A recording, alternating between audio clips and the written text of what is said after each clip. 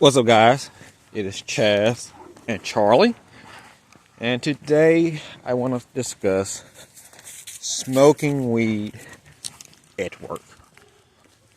And I will say, if you have an issue where you're smoking weed at work, you probably have a weed addiction. Okay, like myself, I'm not passing any judgment. I'm just kind of want to freely discuss the topic today.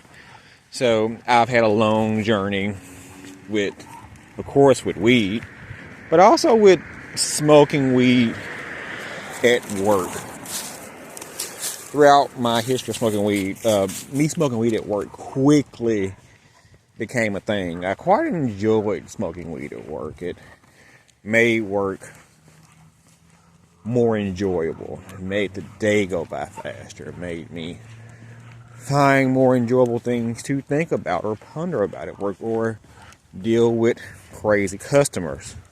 So, yeah, I smoke weed at work probably throughout my whole time where I was smoking.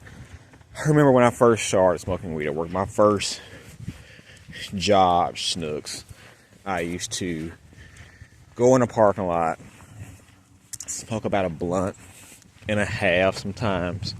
And I was so careless in the beginning. I was probably like 16. No, probably like 17. I'll say between that job between the ages of 17 and 20, I'll say. And I was pretty careless because I would pretty much smoke weed on my break. And for some strange reason, I would Febreze sometimes, cologne sometimes, but not do it the other. I guess I did it a couple times where I smoked and then spray, and then I didn't get caught, so I kind of got comfortable, lax with Febrezing myself. For some reason, I thought I could smoke all this weed and smoke my car out because I didn't actually smoke my windows down to let the smoke out. I would smoke my car out and go back into work. Remember one time my manager came by, which actually, thinking back on it, he was pretty nice. He walked past me and then came back, and then he did this long sniff, and I'm like, did he just sniff me? And then a day later, one of my coworkers said, she said, Chaz, Gary knows. Quit smoking the weed at work. So I decided then I actually didn't stop. I just well, maybe I should Febreze and keep my cologne handy. That's just a side story that's stuck in my memory from my past. But even through my adult years, I would say throughout every job, I've went through phases of smoking weed at work. I remember when I worked at a mattress firm. Yes, I used to sell mattresses. And I could go and mattress firm. If you guys haven't ever been to a mattress firm, it's a quite boring place to work at. Because, who's just buying beds all day, every day? But anyway, if you're not accustomed, you had to work there for 8 hours, I think it was 10 hours. I worked there from 8 to 8 or 8 to 7. And in most cases, you would work there alone. So imagine working somewhere alone for 10 hours, 10, 11 hours, and you see 2 customers a day. So, of course, I would go in the back, smoke a blunt. And I would actually, and that's not good when you work in a store that has beds. So occasionally I would watch a movie on the bed and fall asleep. I actually been caught a couple times by customers where I was asleep. One time a customer came back and he was like, I came here like an hour ago and you were asleep. I tried to wake you up. But I'll just come back. And I'm like, what the fuck? That was some embarrassing stuff. And I was kind of glad when I quit Mattress Firm. because I was all my fear was one of the area managers was going to come by and catch me asleep on a Tempur-Pedic. Was it the weed fault? Was it my fault? I don't know, but I probably was a bit zooted. Now, into my adult years, when I started to wing myself off at my current job I have now, I would try to smoke less during the week, whether I smoked every other day or smoked a half a blunt in a day's time or smoked 1 week and stayed off a week. I would still continue to smoke weed at work. I almost made it like it was a luxury going to work because I could smoke weed at work. Because even now, at the time, I would partially work from home and partially work in the office. So I would enjoy to go to work because that was my day where I could smoke a blunt behind the building. And although it seems harmless, you say it's not a big deal. I mean, I prized myself with being able to pretty much do my job and smoke and not get caught or not be a bad worker. But at the same time, do you want to need weed to be at work? And you might say, hell yeah, to deal with crazy customers, or, why not? But I think the issue is when you think of the idea of weed being absent from work. I always say it's not a big deal, but if I, let's say, didn't smoke weed here at work, would that be a problem? There was shell shock also when I first just quit weed cold turkey. I won't say shell shock, but I had to actually get over not smoking weed at work, being at work for a full day, for a full 8 hours, and not smoking. That was actually, I would say, in the category of me having to get used to me having an appetite without depending on weed. I had to get used to being in the office without being high. Now, towards the end of me smoking, I used to get a bit of paranoia. I will say, the less you smoke, okay, when you wean yourself off, you smoke less. A big danger in that is you start to feel the effects of weed better. You can, if you don't smoke for 2-3 weeks and start back where it used to take me, 2-3 blunts to get high, I can smoke a half a blunt and be high as hell. So I actually started getting more paranoid smoking than what I was, let's say, in my 20s. So even at my latest job, not similar to the Snook story, but I felt like it was similar because I would smoke in the car and come back in. And at that time, there were people in the office, and one of my coworkers said, "Do you smell that?" And the other one said, "Yeah." I had no clue what they were talking about. I thought they were talking about me. Till this day, I don't know. To this day, I don't know whether they were talking about me or not.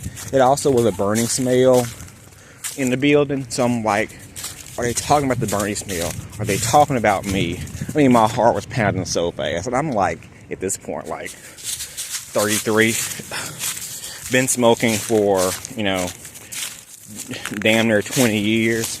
And I'm so paranoid. I'm like, this is probably an issue. If I'm feeling this nervous about smoking at work, I probably shouldn't smoke at work. But looking at the bigger picture, like I've said on this channel, I did have an addiction problem with weed. And I started to use work as an excuse to continue to smoke weed. Just like I used food as an excuse to continue to smoke. I would say, I don't eat until I smoke. So I can't really quit weed because it's going to affect my appetite. I'm going to lose weight because I'm not going to be hungry. Or I never really needed weed to sleep per se, because I work, and I feel like if you work in daytime, you have children and a family, I can fall asleep without weed. But I found it hard eating without weed, and I also found it hard going to work without smoking weed. So I use something as common as work to rationalize in my mind, maybe I need to continue to smoke, or use work as an excuse to smoke and say, well, this is my luxury of going to work and making work more tolerable. I can smoke weed. That's not good. I don't need weed to work. I don't need weed to eat. I don't need weed to live life. And we have to stop justifying our want to smoke weed and use things as common as work and food and sleep and, I'm going to say, depression and anxiety as a reason to smoke. These are things that you commonly have in life. I always say, anxiety is normal. You don't say, well, I have high anxiety, I need to smoke. No, you have anxiety because you're a human, and humans have anxiety for various reasons, not because they need weed. You can cure anxiety by curing the thing that you have anxiety about, not by smoking a joint. So I quit letting work be an excuse for me to get high. And now I can go to work and not smoke and be okay, be just fine. I can deal with customers, and I don't want to kill. I mean, I still may want to kill some, but I can get through it.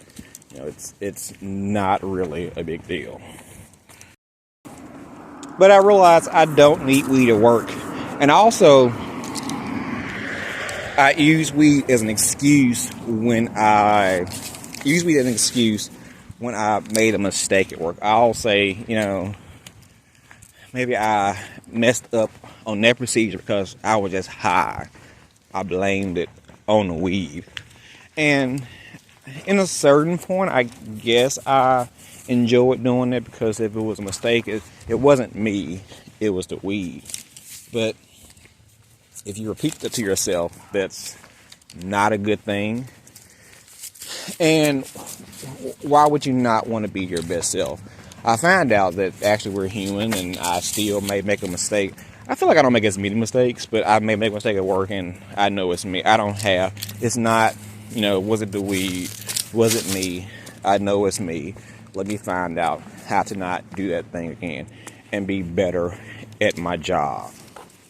Also, about a year ago, I took on a second job, and starting that job, I'm working two jobs. I'm working loud car. I'm working 60 plus hours a week. Now is not a time to quit weed. I need weed more than ever because I'm tired to get through my day. And I made a decision, where I could have went back in the other direction and started smoking more weed because I needed to get through a work week. I said, no, I'm not going to let that be my excuse. I'm not going to say because I'm working 20 extra hours, I deserve to smoke. I deserve to smoke weed. No, I'm not going to let that be me. So I still decided to quit right when I accepted my second job. And I still, to this day, work two jobs. I don't smoke weed. I'm pretty proud of myself. I can deal with customers and then go do a physically demanding job and be okay and not have to depend on weed to get through my day. So, guys, what is your journey with weed and work? Do you need weed to stay at work? Have you found it hard quitting weed because of work? Do you like, Chaz, you're crazy. I don't have to smoke weed at work. It's just you. What do you guys feel? Until next time, guys, like, subscribe, share. Most importantly, comment below. I would like to know what you guys feel. Until next time, We're all in this together. Bye.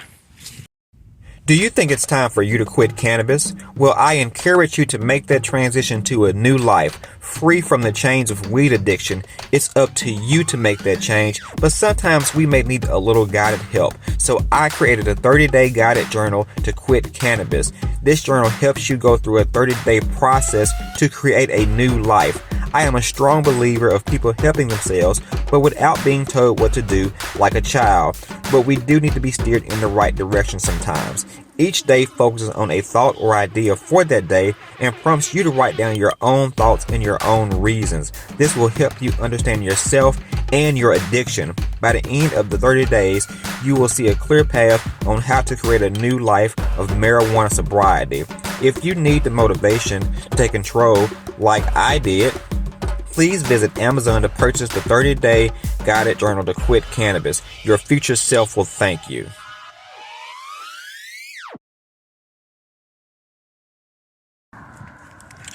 What's up, guys?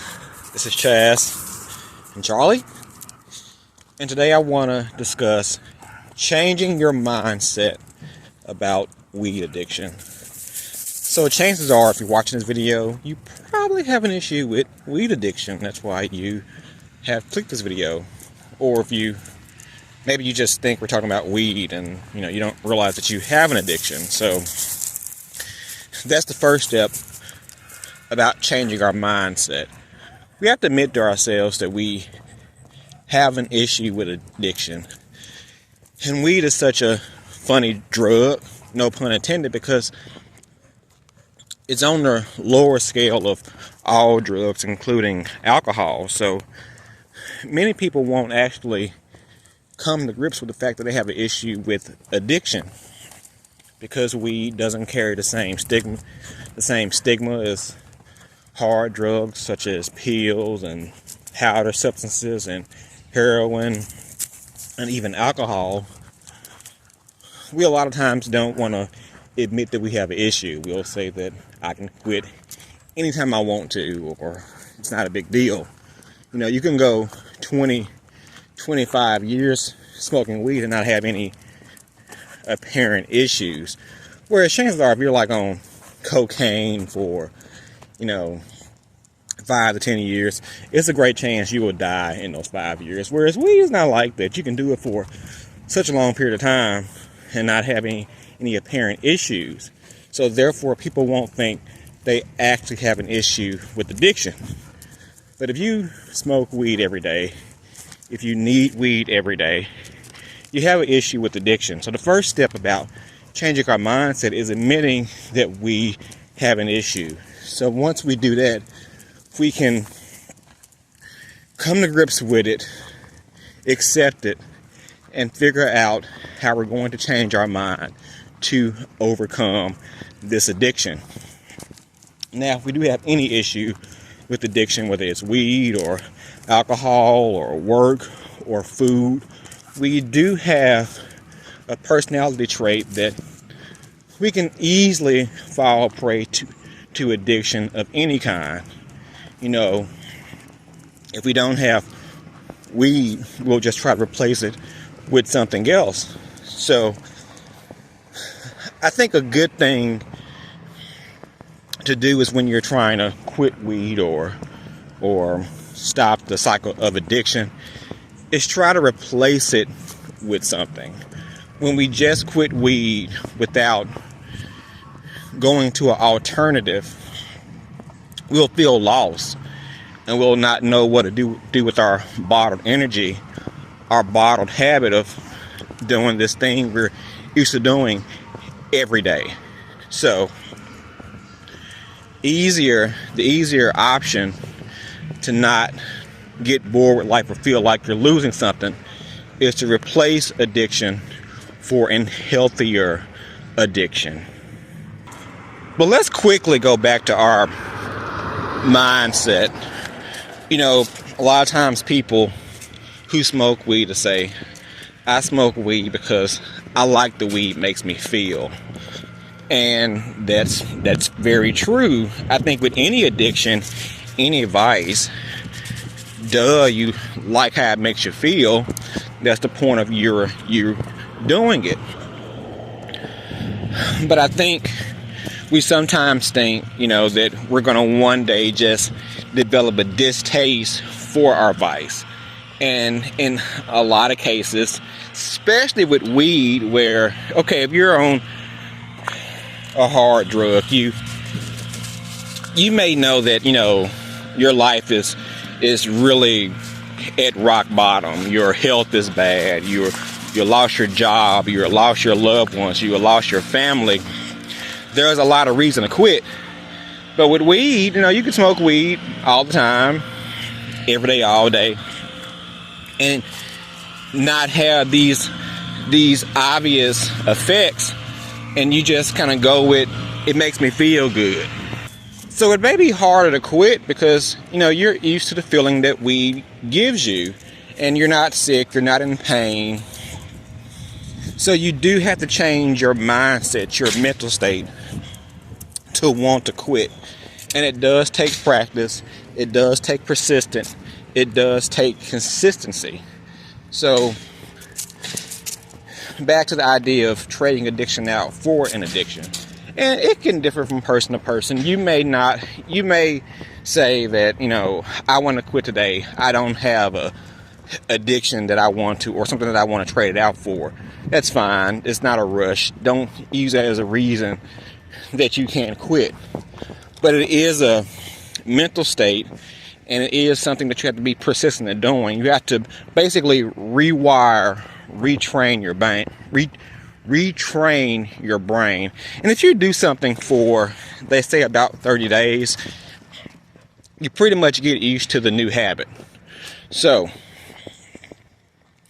we put the weed down. And if you can go one day without smoking, you can go 30 days without smoking. If you can go 30 days without smoking, you can go forever without smoking. Now, people will say weed isn't addictive because there's no harsh withdrawal effects. Now, I don't agree that that's the only thing that classifies addiction, because we have things like porn, like gambling, like eating, like shopping. None of these things actually have physical withdrawal effects, but that doesn't mean that they're not addictive to people.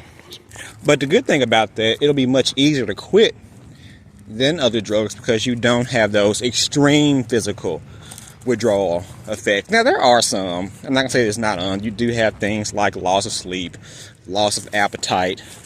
I've heard you have sometimes crazy dreams if you do sleep.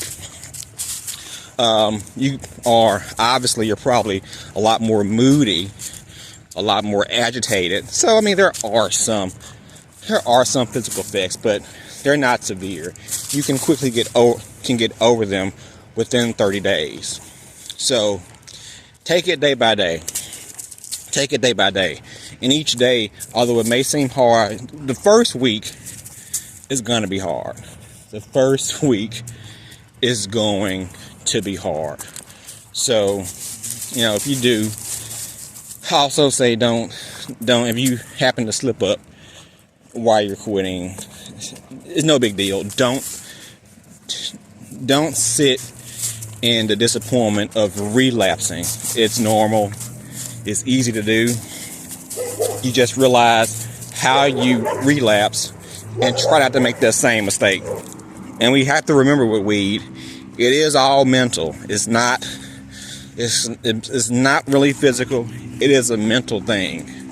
And because it's really a mental drug, it changes how you feel mentally. Because usually if you're depressed, if you're just sad about something, you smoke weed to help you get unsad or undepressed. So we do have to change our mental state and learn how to control our dopamine, control our endorphins on our own. Again, we have to change our mindset. Like I said, back to people saying that, I like how it makes me feel. It makes me feel good. Okay, why don't you feel good anyway? You don't just wake up and like, I don't feel good, and I don't have a clue on why I feel this way. There's a reason in most cases. You do have clinical depression, which they have said very few people actually suffer from.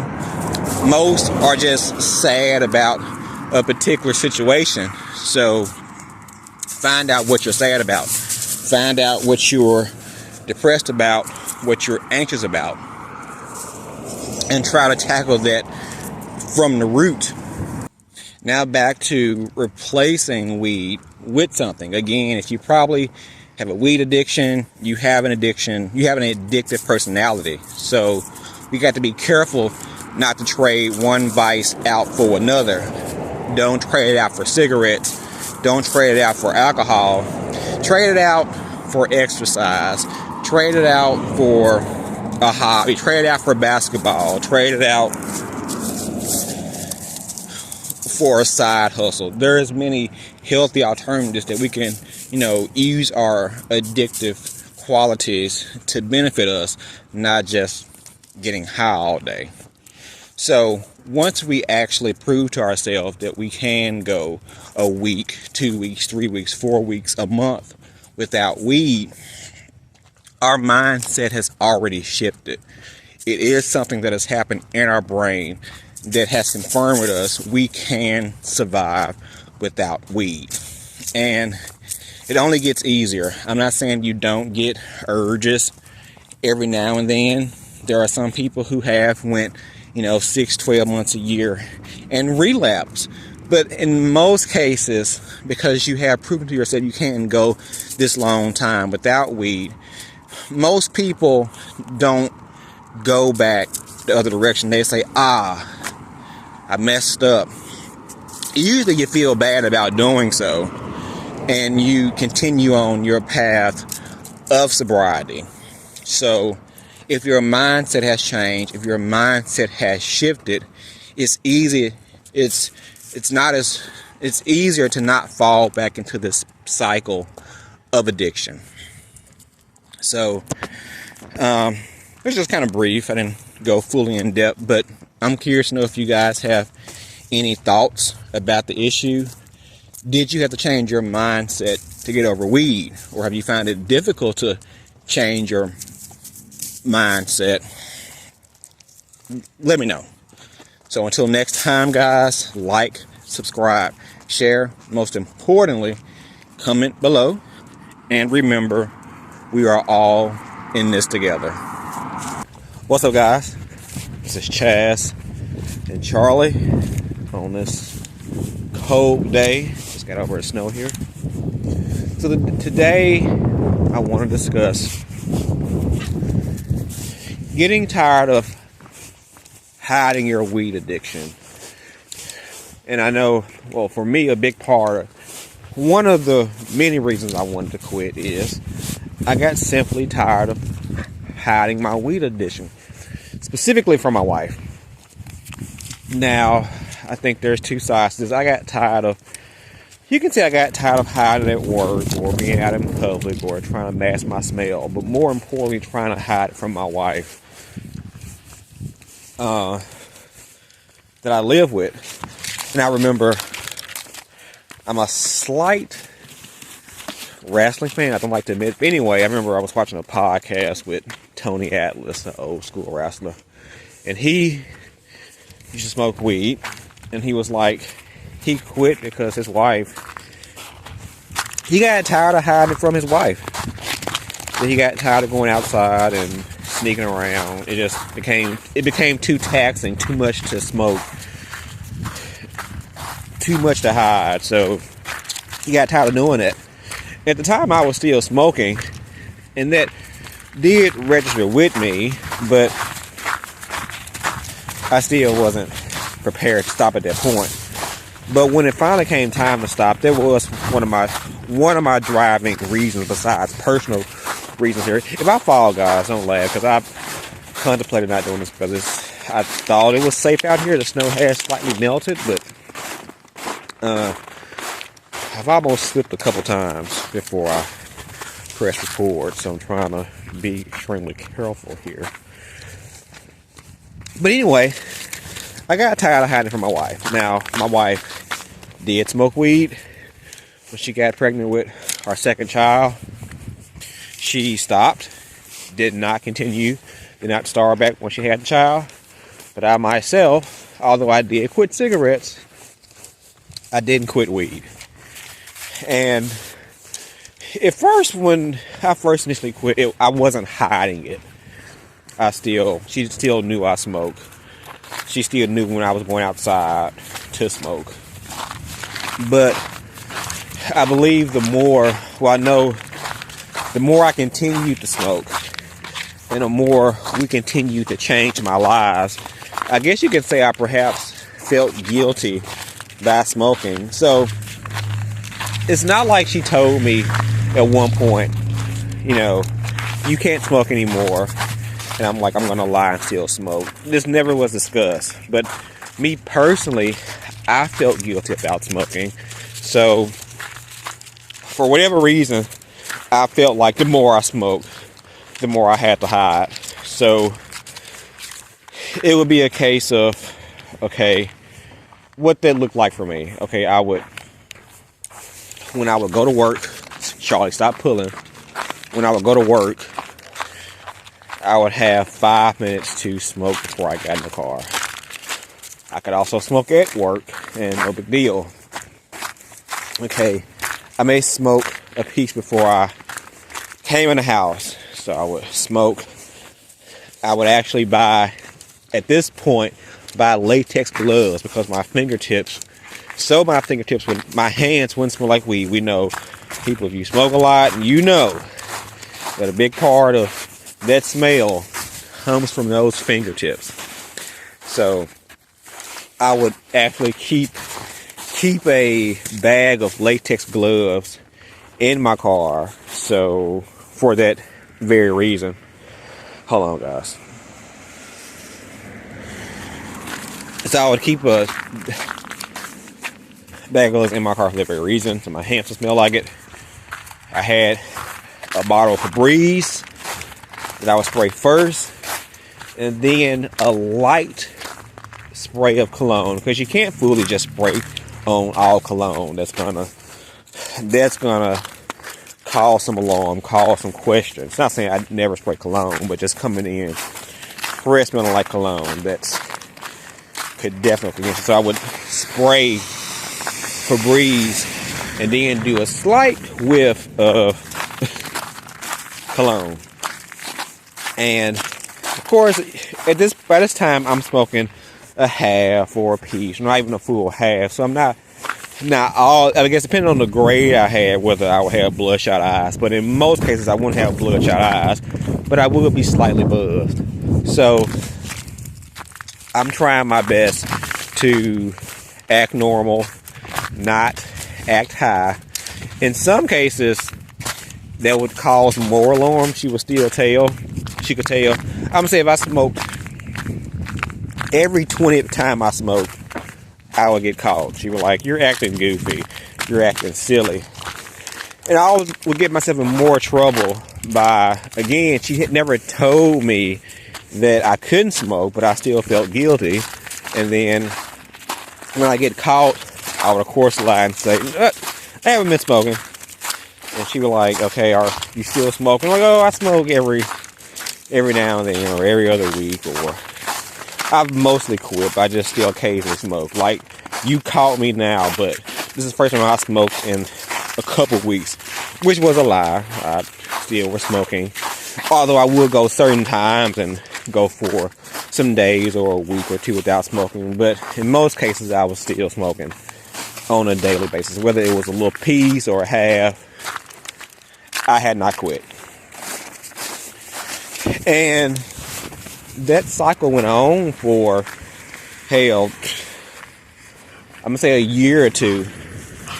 And it got to the point where I got so tired of trying to hide my addiction and coming in my house, in my home, and I'm trying to not get caught red-handed. Of course, I've been working from home for about 2-3 years. At that point, about a year or two. So I didn't so much, although I did spray and try not to get caught at work, because there were a couple times I mentioned previously that maybe I might not have sprayed good and I felt like somebody smelled me. So now I'm paranoid, like, oh, did they smell me? Did they not smell me? But I could get over being caught at work or whatever. But as far as my home, of course, when I would get caught, it wasn't so much that the weed was the issue. I was lying and I wasn't trustworthy. So it would create this weekend-long argument about why am I lying about continuing to still smoke weed. And I got so tired of that cycle. And it became almost, I'm not sure if you guys can relate, it became, I almost blew my high trying to not get caught high. It started to take too much hiding in order to smoke. Again, I'm having to wait for opportunities to smoke and then go smoke real quick and then make sure I got my gloves and then spray the Febreze and then spray the cologne and maybe use some eye drops, all these things. And by the time you do all that, and you're still sitting there like, I wonder, I don't want to get too close. I don't want to hug her. I don't want to kiss her because then she may smell me. I would even come in, guys, and wash my beard with soap because the smoke can also linger in your beard. But I had all these measures I would take to not get caught. And like I said, by the time I'm doing all that, I done blew my high. It's not even worth, at this point, smoking if I'm feeling like I have to do all that just to get high. So on top of me being tired of being addicted, not wanting to hold over me personally, I got tired of hiding it in my own household. That became more stressful than not smoking. And once I did quit, and actually my last day I smoked was with my wife. And that was freeing because I was honest. I'm like, I'm not smoking again until... Hold on, guys. Okay. Yeah, that was so freeing that I was honest and saying, well, last time I'm smoking, next time I smoke, we'll smoke together. We have not ever smoked together because I have not smoked since that date. But from that day on, it was so freeing that I didn't have to hide from my wife or hide what I was doing. I feel like I was almost living a secret life. I was cheating on her with weed.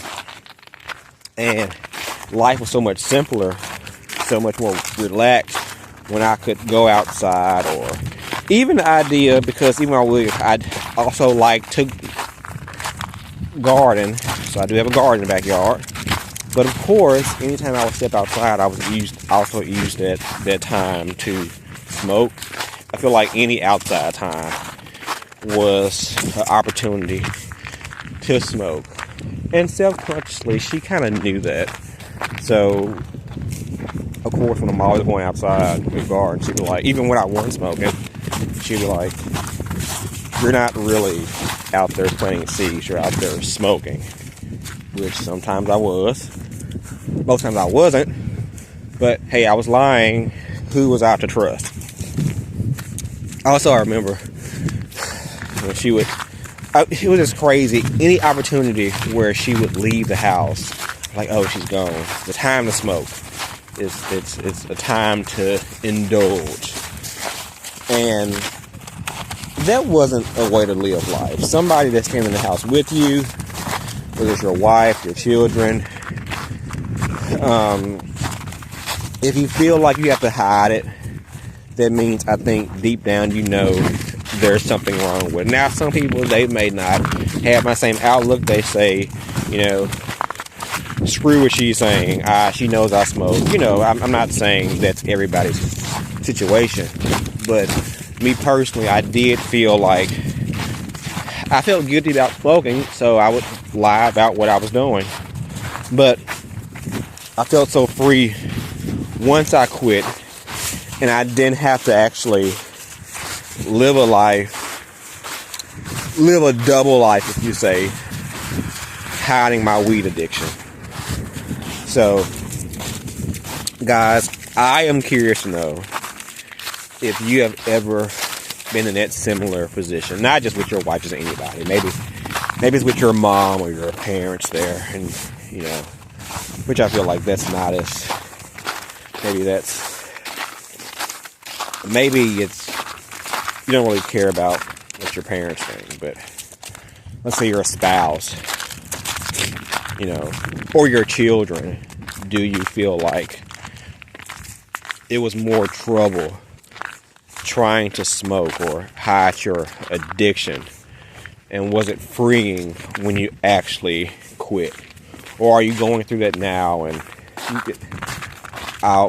maybe it's just me, maybe I'm the only one that's waiting for her to go to the grocery store so I can go outside real quick and smoke. And then if I was even with, I guess it's a bad dad moment, if I'm watching the kids, I'm like, oh, they're playing, I can step outside real quick and hit it real fast. I always feared she was going to like pull back up when I was on the porch and I had time to mask the spray. Or I felt like, what if like when the kids get hurt and I'm kind of buzzed, I'm going to be in a shitload of trouble. But thank God it never happened.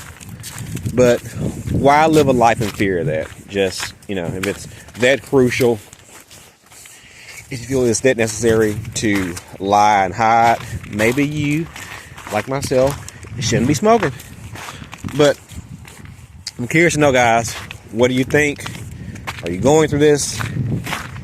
Am I crazy? Or am I making a big deal about this? Let me know on this snowy day. Charlie, come on this snowy day in January.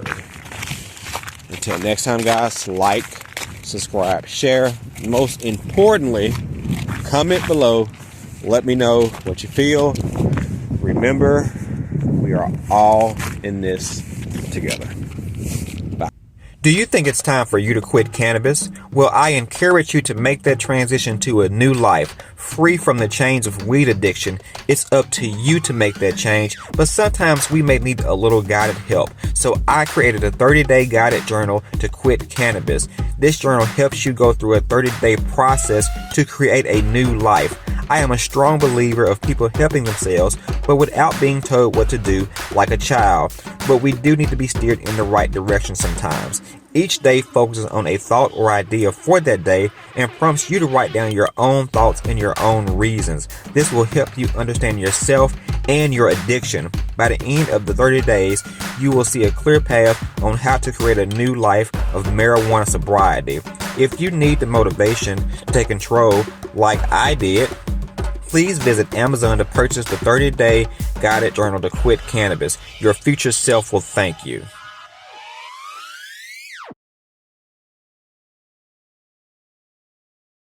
What's up, guys? It's Chaz. And it's Charlie. Today I want to discuss the benefits of quitting weed. And there are many benefits, and it depends on the person on which benefit is better than the other.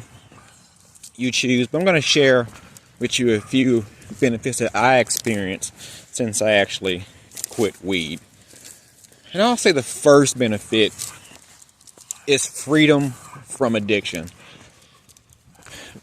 Marijuana, weed, cannabis, I think it's one of, although it's on the lower end of drugs, and most would say it's not, I agree it's not as bad as alcohol or hard drugs or pills or whatnot. It is a herb, it is a plant, but the fact is, it still is a drug intended to be used for medicinal purposes. But with that being said, people like to claim that THC weed is not addictive, that it's because you're not stealing from your mom to get you a score, or you're losing jobs. It's not an addictive substance, and I totally disagree that weed is definitely addictive.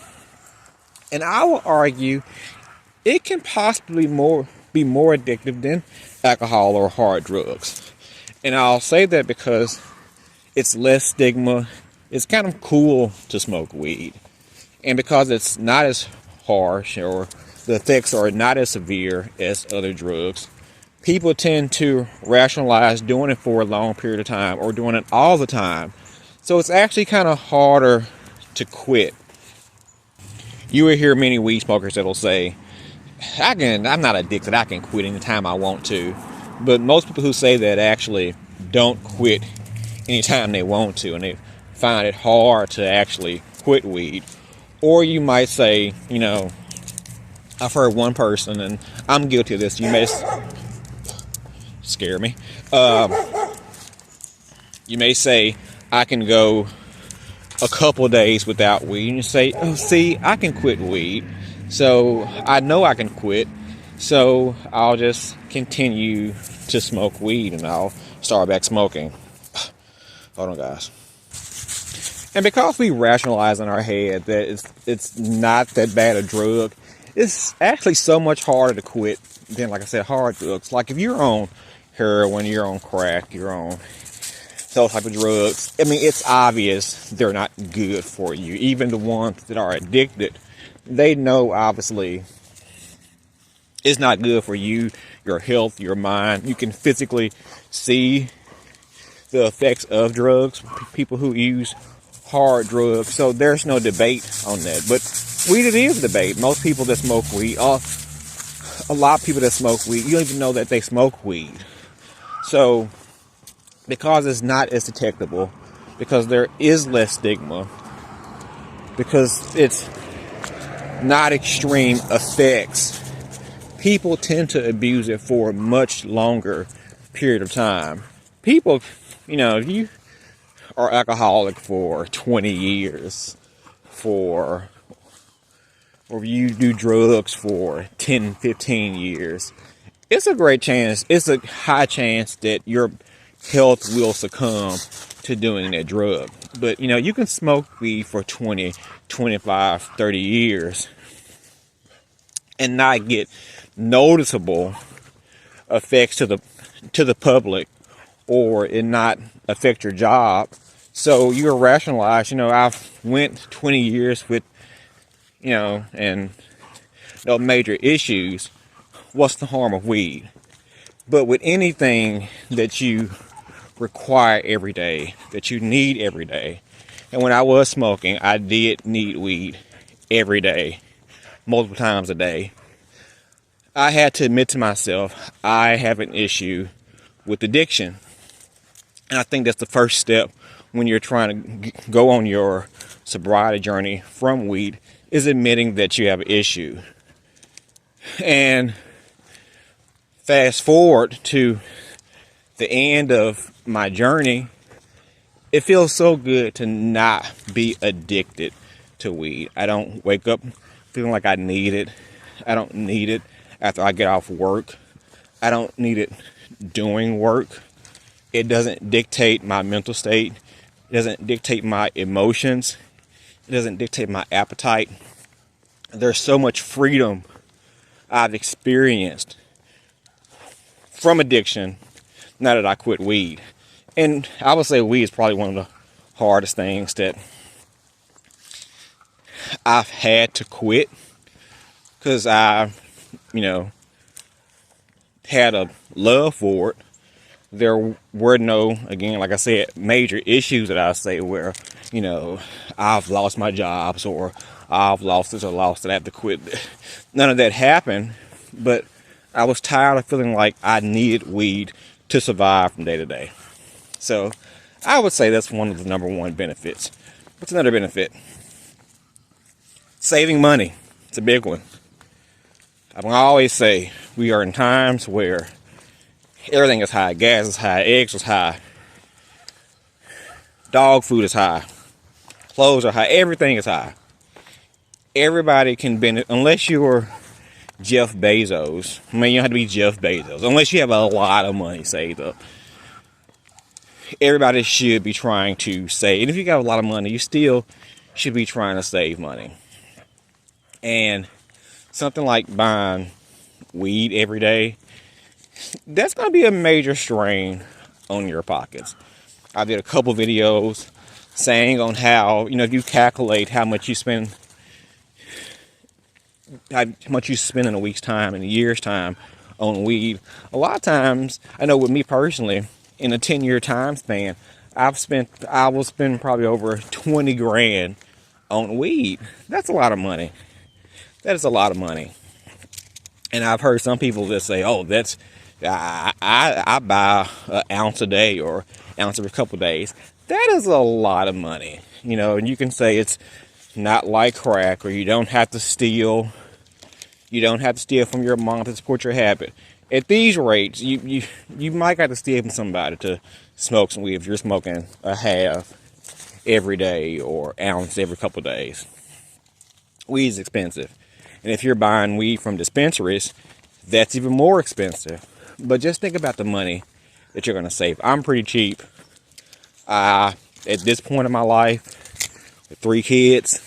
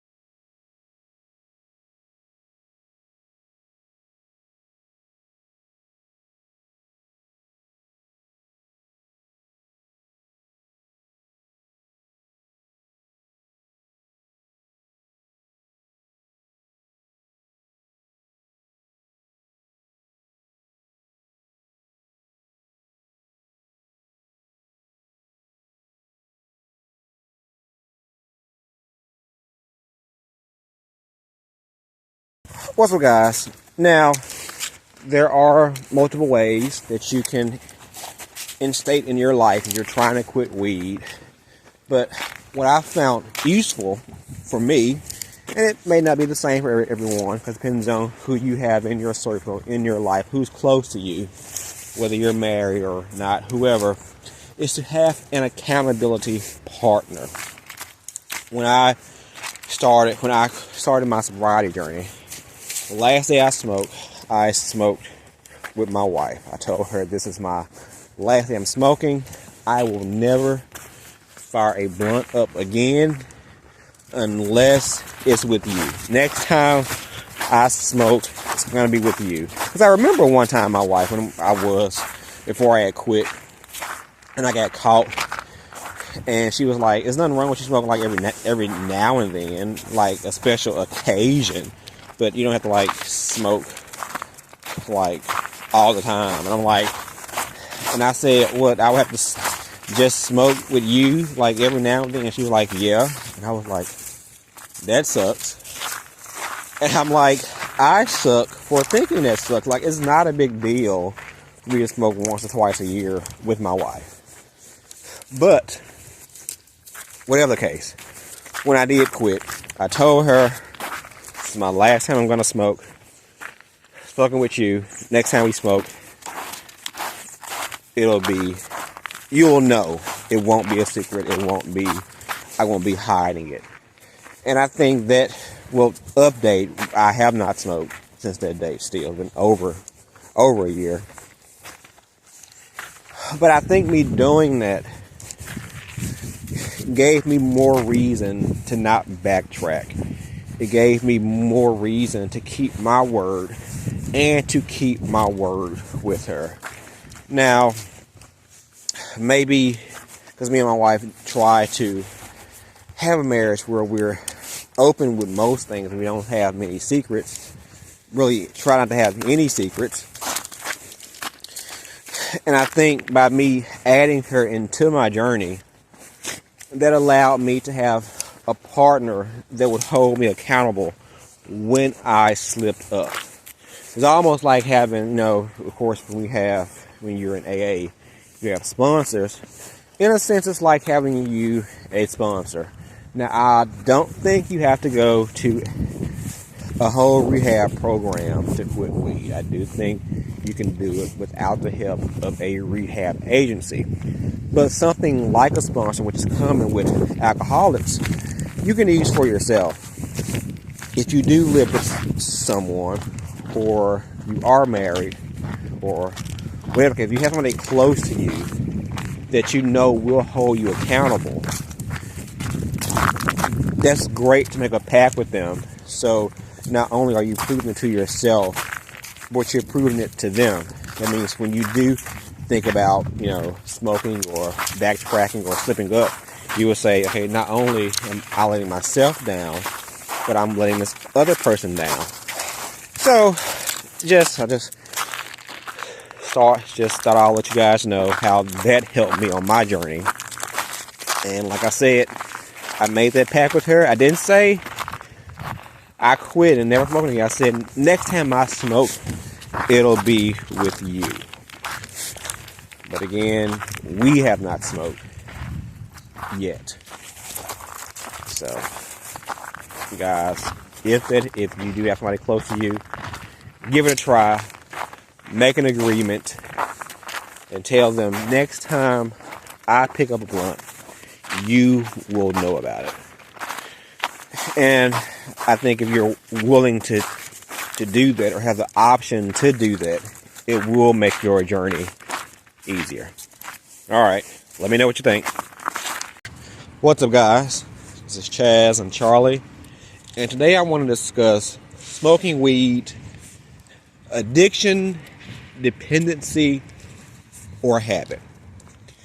Now, since I've created the channel, I've been shocked to really see the pushback on whether weed is addictive or not. Nobody debates whether alcohol is addictive, and now we don't even debate whether your phone is addictive, or whether hard drugs are addictive, whether even food is addictive. But why such a debate on whether weed is addictive? I've heard people say that it's not addictive, it's a habit. They say you can't be addicted to it, but you can be dependent on it.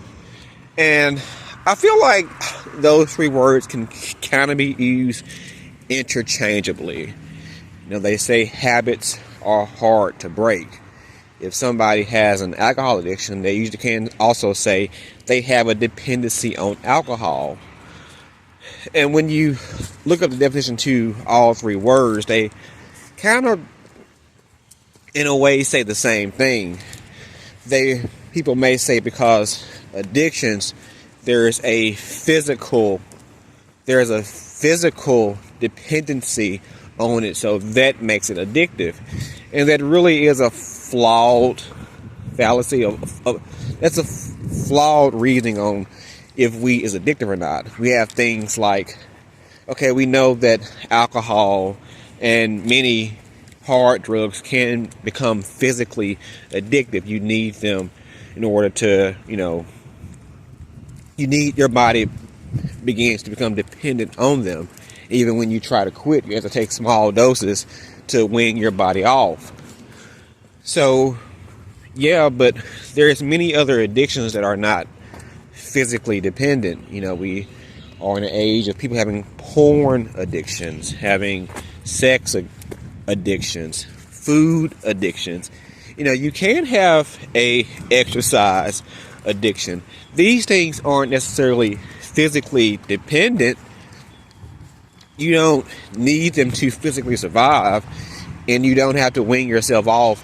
It's not a physically dependent thing. So are they also not addictive? Just a habit? Just dependent? I feel like when we start saying, oh, it's not addictive, it's dependent, or it's a habit, we're trying to justify ourselves and the reason we smoke weed on a daily basis. Now, this channel is created for people who have recognized they possibly have an addiction or issue with quitting weed. That's why it's called Quitting Mary. I don't think anybody who smokes weed is going to get addicted to it. I'm not saying weed itself is just anybody that smokes, you will be addicted. That's stupid, because there are many other things. There are people who watch porn who's not addicted. There's people who drink alcohol and not addicted. Alcohol, I do occasionally still drink, but I can quit. I cannot drink and be okay. I can go weeks without drinking. I don't need alcohol on a daily basis. I can do with or without it. So just because I can do without it, is that for me to say alcohol is not addictive? So people say, I can quit weed anytime I want to. It's not addictive. So we're judging what something is addictive based on your personal tolerance for it. And that's, people who comment like that, I feel like, maybe you have an issue with addiction, you're trying to justify it. If you don't, why are you commenting anyway? But that's anything. I never liked pills. I've taken pills. I didn't care for them. I didn't like the 5-minute rush of high. I never cared to continue taking them. So should I say that it's not addictive? Because me personally, I could stop anytime. I never got hooked on them. You're basing something based on your personal stance, your personal tolerance. Weed is definitely addictive. If we're going to say that, then we can argue that alcohol is not addictive. It's just a habit. It's dependency. And like the old saying, they say habits are hard to break. So whether you want to say it's addictive or it's not addictive or it's just a habit or it's dependent, if you have a hard time quitting or not smoking on a daily basis, you do have an addiction issue with weed. And people do have addictive personalities, which means they can take something or anything and make it addictive. Just because you have an addictive quality doesn't mean anything you take, you're going to get addicted to it. Weed may be your thing. Liquor may be your thing. Food may be your thing. Exercise may be your thing. We all choose our different vices. And weed specifically, I think there's so much pushback on it because people feel like it's the lesser of the evils. Weed is the happy drug. You laugh, it chills you out, it relaxes you. There's no apparent physical side effects. Hold on, guys. People can smoke for 20 years and not ravage your life. A lot of drugs, whether it's alcohol or drugs in powder forms, a lot of times you can only take those for, you get 5-10 years, and it's a good chance you can lose your life to them. Whereas we know weed doesn't necessarily, I'm not sure, there are rare cases of weed doing so. On average, you're not going to die smoking weed. But I think because we feel like, I hate when dogs do this. And because we feel like, it's not obviously killing us, it's not a big deal if we smoke every day for a long period of time. And again, I don't demonize weed. If you smoke occasionally, every now and then, nothing wrong with that. More power to you. If you're ill, have autoimmune issues, and need to smoke to get better, I have no issue with that. Do that. I sympathize, especially with like children, who have issues, and kids are sick, and a lot of the drugs and chemo doesn't work, but things like CBD and weed has done wonders for children. I'm an advocate if that's the case. But I'm talking about people who smoke weed every day, all day, for the simple fact of getting high. And people may say, I smoke weed all day, it doesn't hurt me. I can work, I make money. I'm going to argue, if you smoke every day, there are some negative side effects that you're experiencing. I don't believe you smoking every day, you being dependent on weed, is a good thing. Not saying you can't live a decent or a moderate or live basic life doing so. Are you living your best life? I'm going to argue that you are not. So, people say it's not, I can quit anytime that I want to. I was the biggest spokesperson. I would always say I can quit anytime I want to. I'm going to choose to quit after I've smoked enough weed. I can.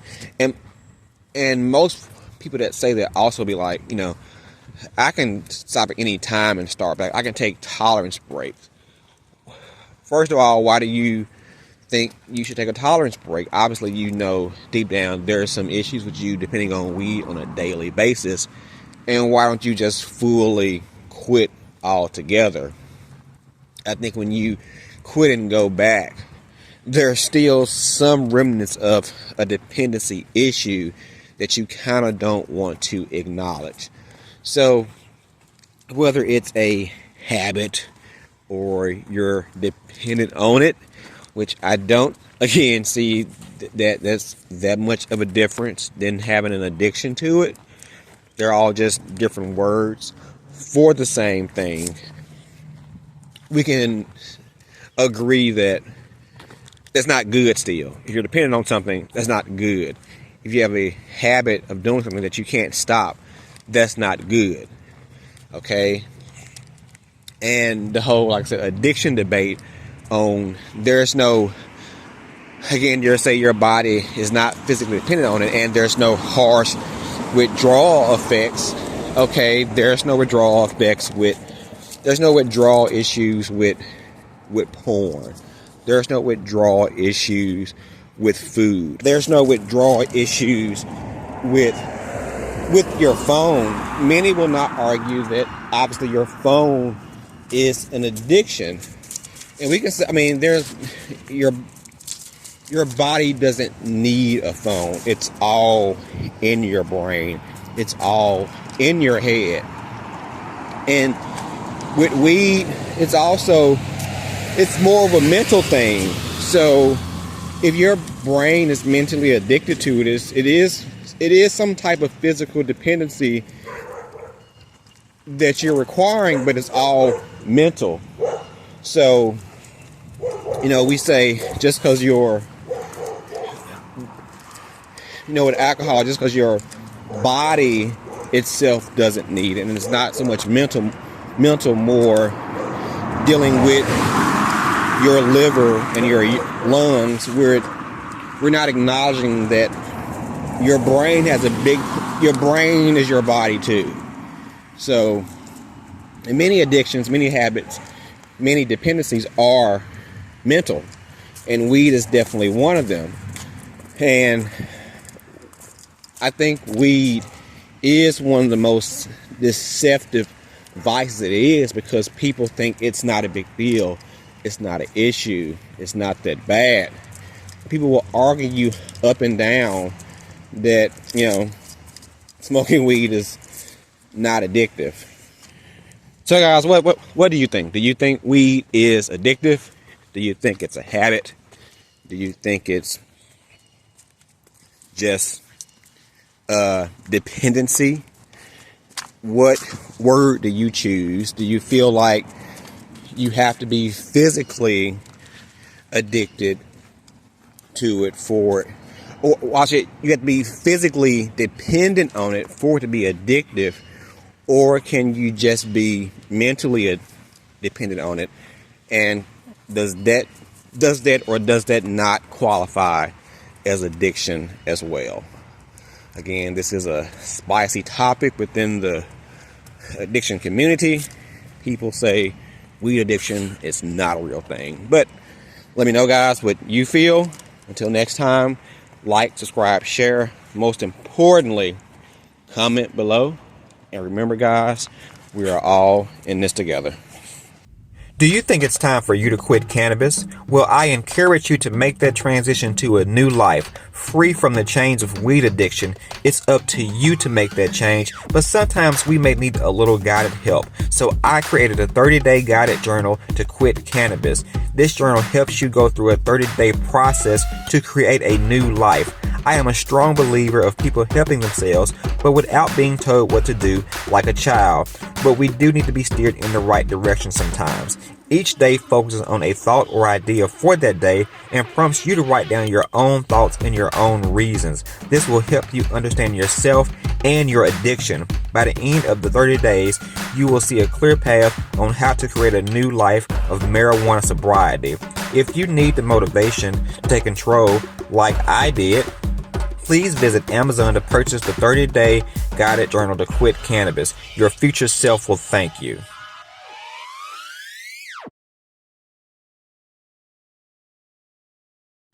What's up, guys? This is Chaz and Charlie. And today I want to discuss people using excuses to not quit weed. And guys, us as humans, we tend to make a lot of excuses for things that we perhaps don't want to do. Maybe we're scared to do it. For whatever reason, we will look and search for excuses why maybe this isn't the best time for us to either try to work on a goal, try to quit a certain habit, etc.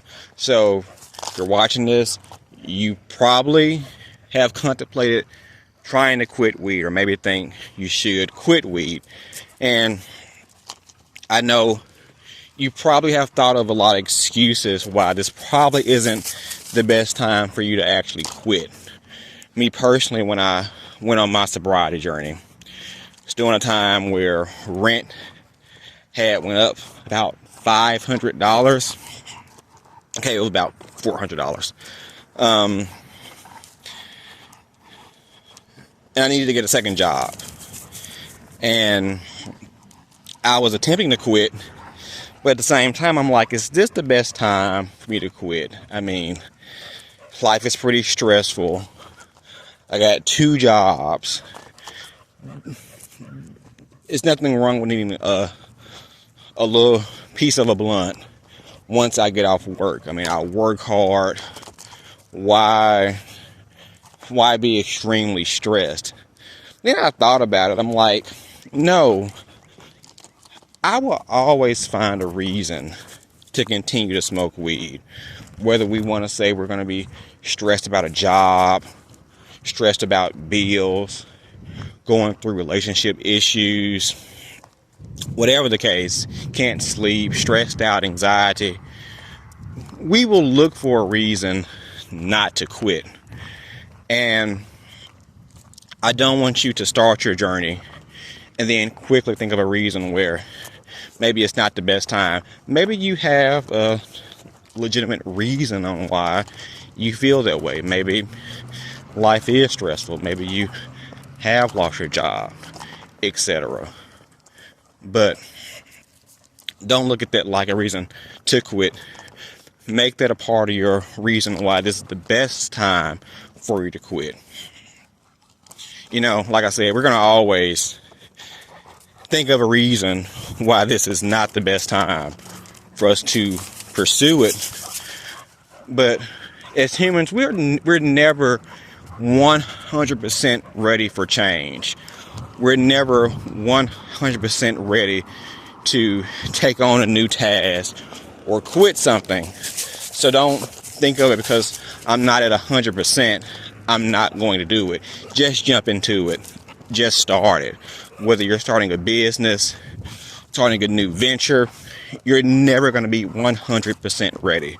And just like with your sobriety journey, okay, now you may be ready. You do have to be ready to make the change. But, you know, you may fear the withdrawal symptoms, fear not eating, fear having to deal with stress, fear having to going through a couple weeks of sleepless nights, horrible dreams. That just comes with it. And in your life, you're always going to have some type of obstacle. You're always going to have a reason not to do something. But make that the very reason why it's the best time for you to do it. Because if you can do it when you have odds against you, it's only going to get easier. I also remember saying, because I do plan to, or my dreams in the near, immediate, semi-distant future is to live a nomadic lifestyle with my family, live in an RV. So I'm still saving for that right now. That's why I have my second job. And I said, you know, I'll quit when we go on the road. I'll just smoke these last couple years, whatever, and I'll just quit. I'll be forced to quit once I get on the road, and that's how I'll quit.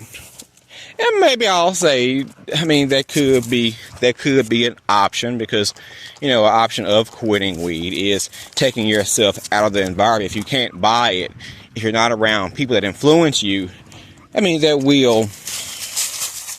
can prompt you to quit.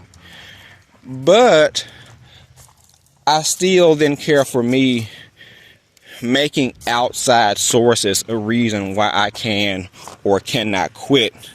I'm saying I should be able to quit whether I'm in an environment, whether I'm at home, on the road, can't buy it, can buy it, whatever. I shouldn't let outside forces determine how I'm going to live my life. So I'm saying, no, I'm going to quit right now. I'm going to quit while I'm still here. I'm going to quit while I have my second job, while rent is high with all the stress. and take on that, that's only going to make me 10 times stronger. Now, when you're on your sobriety journey, there are things that might pop up. You may, again, get a crazy light bill. Somebody may die. You may have a breakup. There's numerous things that can happen that can cause you to spiral. But don't use that as an excuse to fall back in your same habits. Again, we as humans like to coddle ourselves, make excuses, make exceptions, just look for a reason not to be our best, our most ultimate self. So I encourage you, if you're on your journey, to not let excuses, not let life's hiccups determine your sobriety. Because again, they're always going to be there. Bills aren't going anywhere. Death isn't going anywhere. Relationship issues aren't going anywhere. So that can't be an excuse why you're choosing to still get high every day. We have to learn to be able to handle these things, deal with these things on our own, with our own mind, with our own brain, without any stimulants, without any cushion. Now, as I tell people who come to the comments that may say that nothing wrong with smoking a joint when you get off of work, just like having a beer. I'm going to say if you're using that every day, that's not edifying. Now, if you want to occasionally smoke a joint, have a beer socially, you're correct. I will say, if you can handle yourself, control yourself, if you have good self-control, there is nothing wrong with it. Do you have a little fun? I'm not saying live a life of just total blandness. But if you do have an issue with addiction, if you know yourself and know you can't just smoke one blunt every 1-2 months. If you smoke that one, then you're going to smoke a couple more that week. And then before you know it, you're back to smoking weed every day. You know what you are or what you aren't capable of. So let's not use life, which is always going to be there. You're always going to have ups and downs. Let's not use that as an excuse to continue to be addicted to marijuana. And I guarantee you, if you choose to quit when life is hard, when you are going through perceived issues, you're going to come out so much stronger. You're going to come out much better on the opposite end. Then when life is easy, when life is going smooth, of course it'll be easy for you to stay on a sobriety journey. And when you get another hiccup, another obstacle, because you did quit in a time where you were going through something, you will know how to handle it and you won't cave in to your addiction. Again, there's always going to be something that you can make an excuse for. And some of them may be valid excuses. You may have an issue with using weed to help you sleep. But again, you can't use weed to sleep your whole life. If you're not sleeping, there's some issue on why you're not sleeping. You're not simply sleeping because you just need weed to sleep. There's an issue why you're not sleeping and you're using weed to help you get there. And studies show it may help in the beginning, but if you continue to smoke weed for a long period of time, every day, you actually tend to get a less quality of sleep. Things like anxiety and depression, although there may be a select few, and I do mean a select few, that may deal with clinical depression. And I feel like if it's that case, you probably needs a higher dose. You actually probably need some prescribed medication and more help than just weed. But if weed can cure your stress, then or weed can cure your depression. You're not clinically depressed. It's just life, and you just don't know how to deal with life. And not pointing the finger, most of us are not equipped with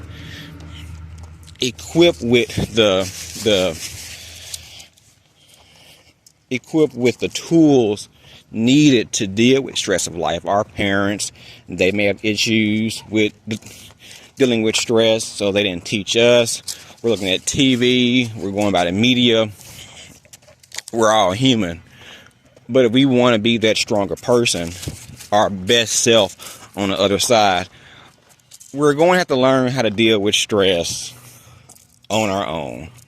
Yesterday, my light bill was $900. We well, our pipes, when it snowed here, our pipes busted. I mean, it was just busted for like 2 to 3 days, and we cut our water on and off. We didn't keep it running the whole time. Whatever the case, our bill was fucking $900. The old me could have used that as a reason to be stressed out and say, you know what, I'm finna go smoke a blunt. Life is hard. Yeah. But because I did quit in a time where I could use that excuse to not to quit, I'm more equipped to deal with stress. You know, a lot of times things we stress over aren't really a big deal. Just, you know, pay the bill, get over it. It could always be worse. Anything can always be worse. So a lot of things we stress over aren't really stress. We're going to always, I mean, you shouldn't have, you're going to always have some sort of relationship issues. If you're married, if you have the best marriage, I mean, you're going to have disagreements.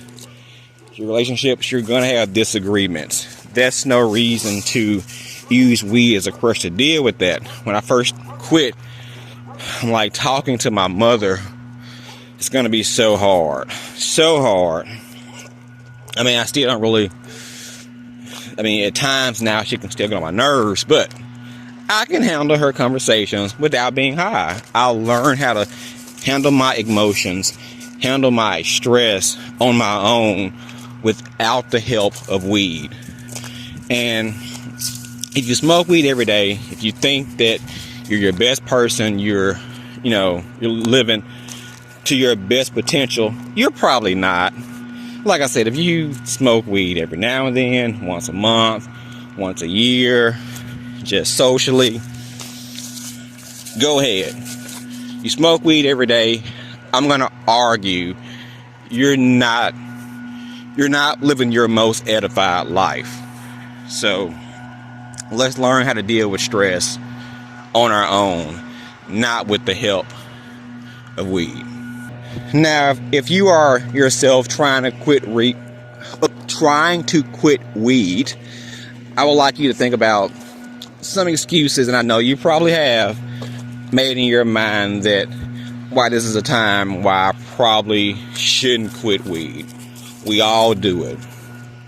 But I want you to really weigh those reasons, weigh those excuses to see if it's really an legitimate excuse or a reason for you to just not quit weed. In most cases, it's just a reason that you want to use to not quit weed. So I encourage you, wherever you are in life, whatever journey that you're on, stick to it. You're always going to have life issues. They aren't going anywhere. We have to learn to deal with them on our own. But I would like to know what you guys feel. Maybe you have some excuses, or maybe you have some reasons that you feel like this is not the best time for you to quit, or it may be harder for you to quit based on these given reasons. Until next time, guys, like, subscribe, share. Most importantly, comment below. And remember, we are all in this together. What's up, guys? This is Chaz and Charlie. And today, I would like to discuss the one thing that made me realize that it was time for me to quit weed. So throughout my journey of being addicted to weed, I always, justified my use and said, I'm not out of control. My life is not all over the place. I can easily smoke weed and go to work and be married and be a father and pursue my dreams, and it's not really affecting my life. I don't have any health issues. Nobody can tell if I actually smoke weed. I'm not sleep all day. I'm not out of control. So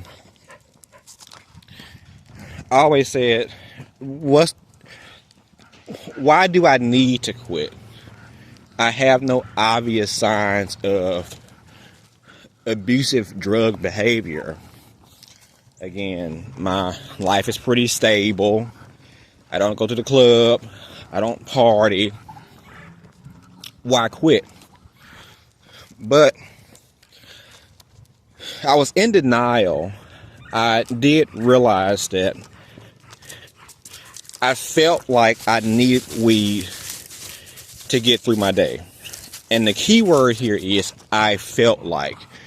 Before people come in the comments and say weed is not addictive, you don't actually need weed, it's not a physically dependent drug, I understand that.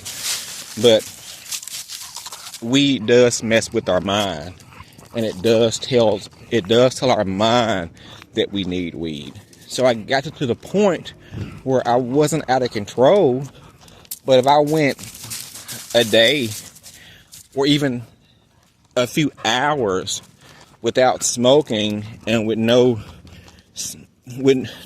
opportunity to smoke in the near future, my day seemed very incomplete. And when we get to a point where something like weed, we feel like we need every day, that's a problem. Now, there are some things that are healthy for us that we should get in the habit of needing every day. Something like prayer.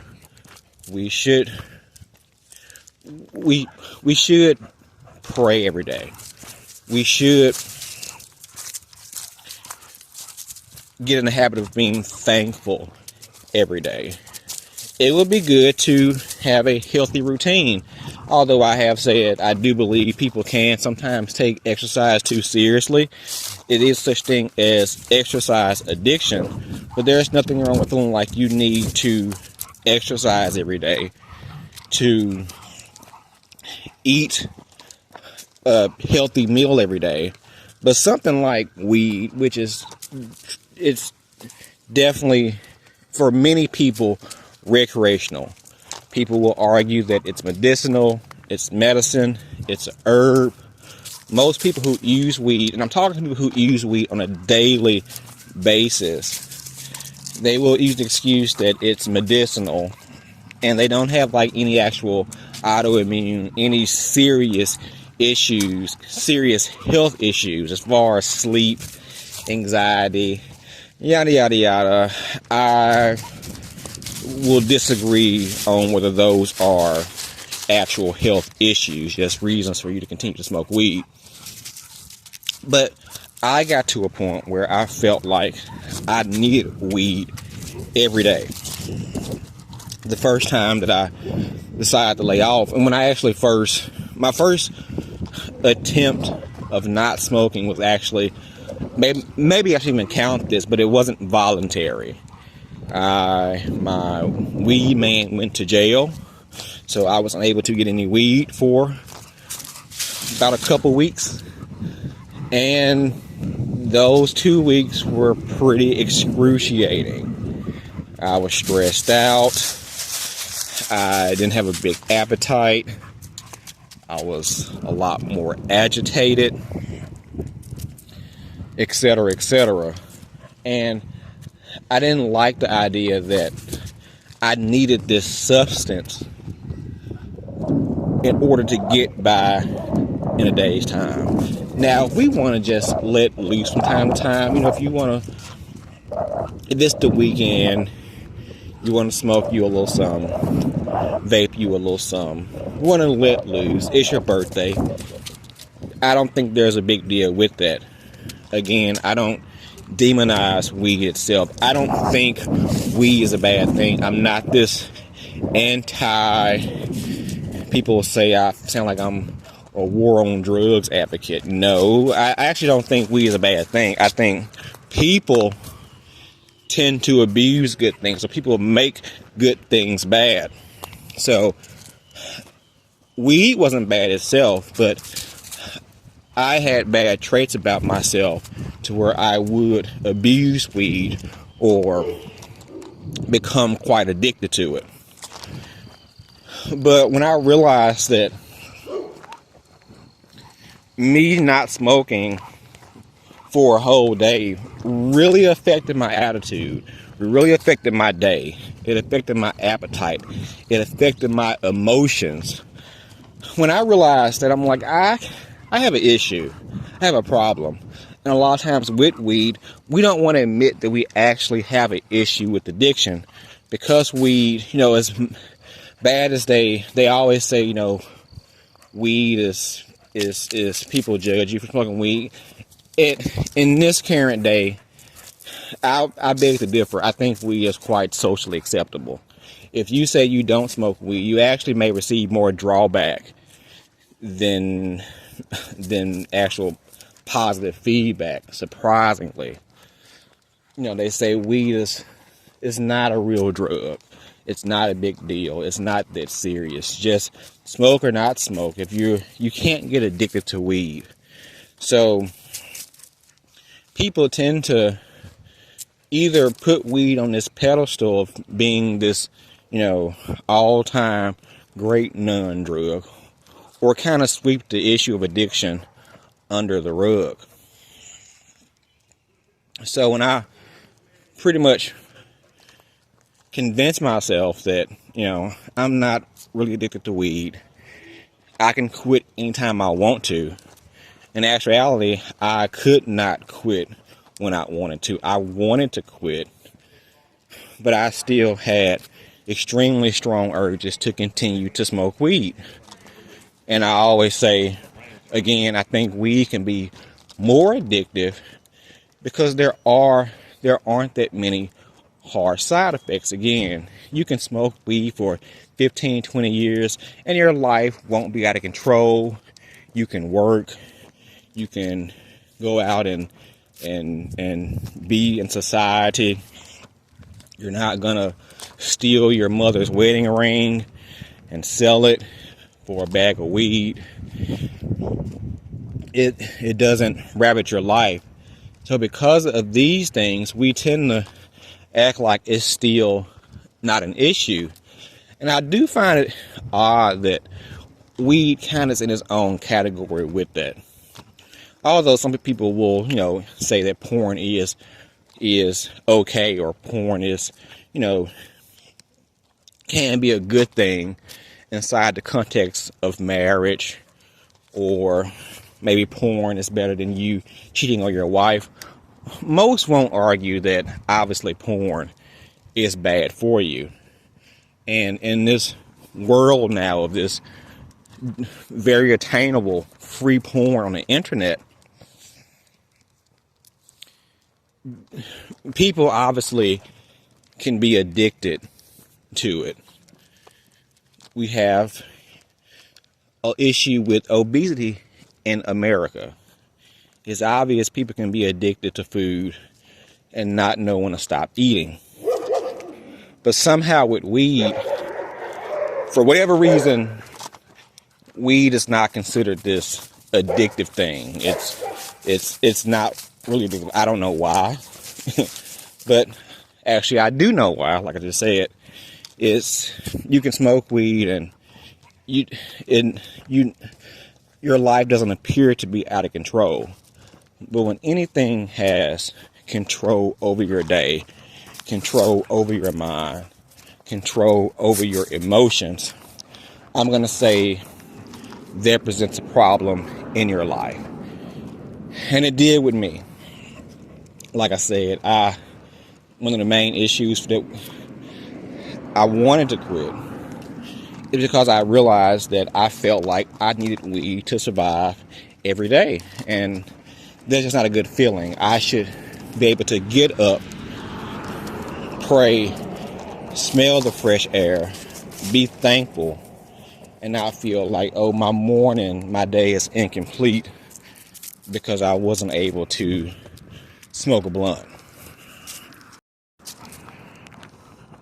So I think when we start to be honest with ourselves and not justify our addiction, not try to make it like it's not a big deal, and we acknowledge that we do have a problem, I think it's easier to actually solve the problem.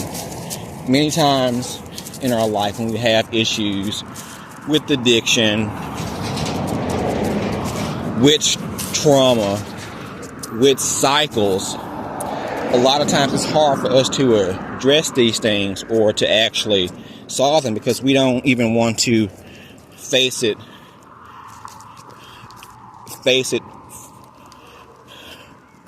from the front. We don't want to face our problems head on. We say, oh, well, I don't have a problem with addiction. I need weed to sleep, or I need weed to eat, or I just smoke weed because I just like how it makes me feel. I just like being high. And not say, I have a problem with addiction with weed. And once we admit that, we'll have an easier time trying to get over this obstacle in our life. A lot of times the hard part is admitting to it. And once we finally admit to it, we can actually take the steps to solve our problems. To solve specifically with weed. And if you're watching this and you feel like, do I really have a problem with weed? Is it really an issue? So guys, what moment made you realize it was time for you to quit? We're all human. We have different reasons. Maybe you too felt like, okay, I have a problem with addiction. Maybe you wanted to pursue a job. Maybe you just realized weed wasn't doing anything for you. When you realized that, and that's, I guess, another reason too that I felt like I should quit. A lot of times where I would smoke, I wouldn't feel that much different after I smoked. I'm like, has this really made a difference in my life? Am I just addicted to the act of smoking? Am I really even getting still high? Is this really even still working for me? Am I just smoking for the sake of smoking? And I think that was the case also. It really had lost its effect. I just was smoking because I was used to the idea of smoking. But what has been your reasoning that made you realize that you want to quit? I would like to know. Please comment below. Until next time, guys, please like, subscribe, share. And do remember, we are all in this together. Bye. What's up, guys? This is Chaz and Charlie. And today I want to discuss, am I qualified to talk about weed addiction? And maybe this is more of a rant than a discussion. So this has came up a few times in the comments on my shorts, where people may not agree with my opinion on weed addiction, and they'll say, well, this guy knows nothing about addiction. Or when an idiot makes a video about weed addiction, or somebody who's unqualified to speak about addiction. And I really find that comment quite hilarious, because, as I've stated in the past, I made this channel for people who struggle with weed addiction, as I struggled with weed addiction for almost 20 years, 19 years to be specific. And 17 out of those 19 years, I smoked every single day. So I feel more than qualified to speak about weed addiction.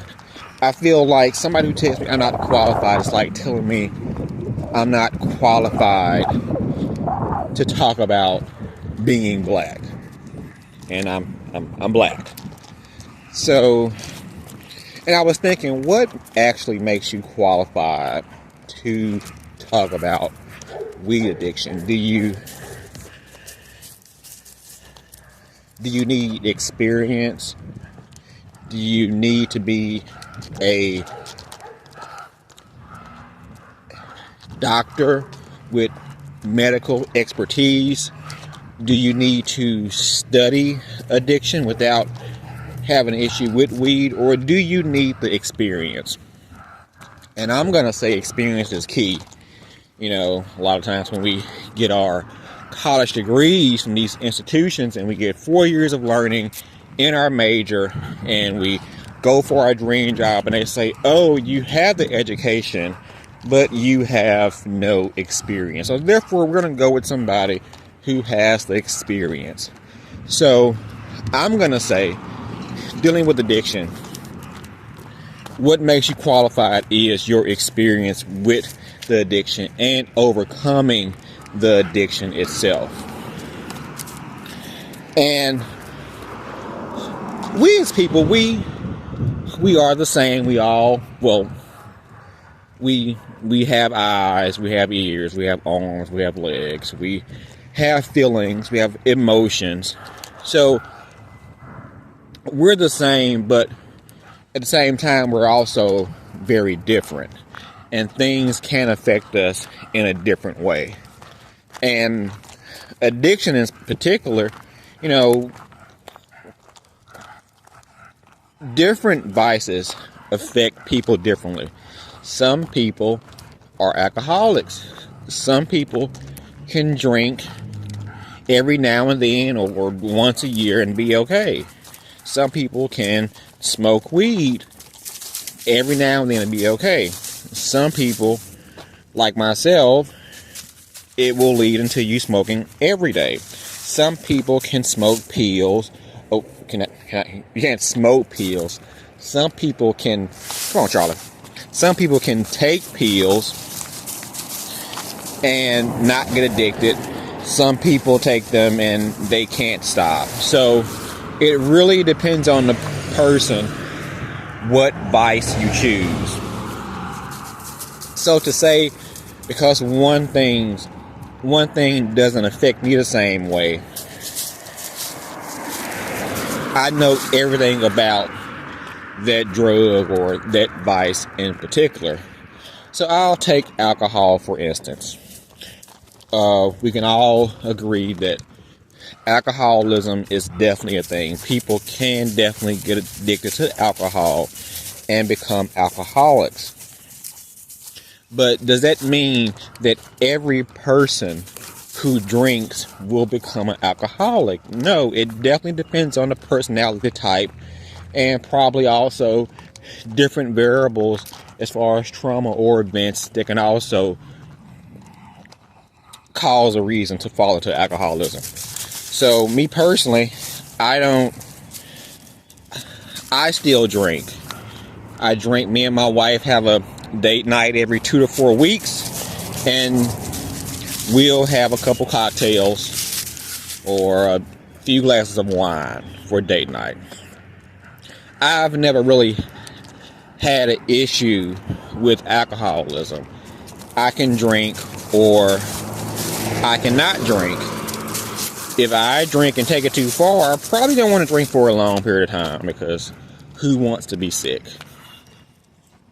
But because alcohol is not my thing, can I say, well, people who are alcoholics are stupid, or, you know, you can't addicted to alcohol because I drink and, I'm not addicted. It affects people in different ways. So I think the same thing with weed. Some people, may come in and say, you can just quit. It's not a big deal. Just quit. Okay. Some people can't just quit. Some people have chosen weed as their vice. Again, I can drink or I cannot drink. I can drink once a month and be fine.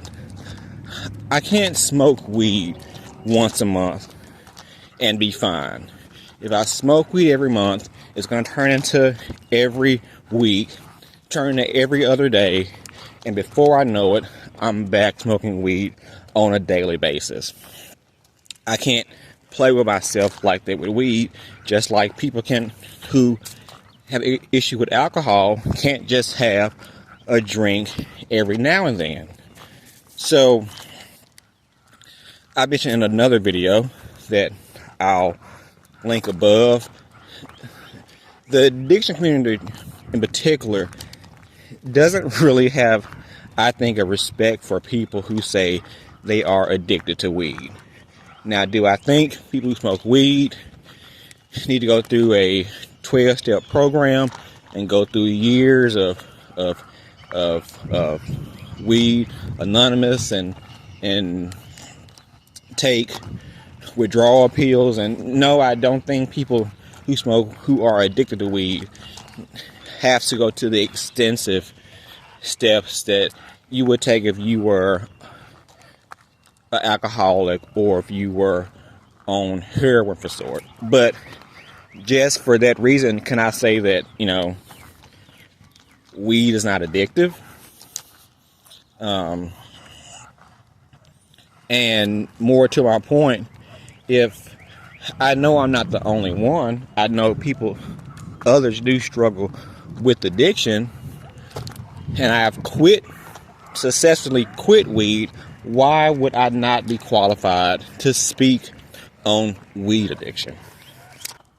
Personally, if I was talking to somebody about an issue that I was having, I would want the person that I'm talking to have experience with that issue. If I'm going to somebody about marriage issues or marriage counseling, I would like for my counselor to have been married for a long period of time and had a successful marriage. If I'm talking to somebody about YouTube, I would like somebody who has been doing YouTube for a long time and has a successful channel. If I'm talking to somebody about weed addiction, I would like to speak with somebody who smoked for a long time and who successfully quit. And I think because our experiences may differ slightly, we'll say, well, that wasn't my experience, so what this guy's saying is baloney, so he knows nothing about addiction. And I just find that weird that people, and like I said, I find it odd. I think it's with weed. Oh, hold on, guys. Yes, guys, I have poop in my hand. So I think, just because our experiences may be slightly different doesn't trump the other's experience. If you come in and say, oh, I quit weed and it was no big deal, good for you, great for you. Maybe you never had an issue with weed addiction. I feel like if you can just quit, then you probably didn't have an issue with weed addiction. Everybody who smokes weed won't become addicted. Everybody who pops a pill doesn't become addicted. I have taken ecstasy before. I didn't like it. I didn't care. I have taken hydrocodone. I have taken I forgot what else I take. Anyway, I've tried a few different pills. I don't do pills. I never cared for them.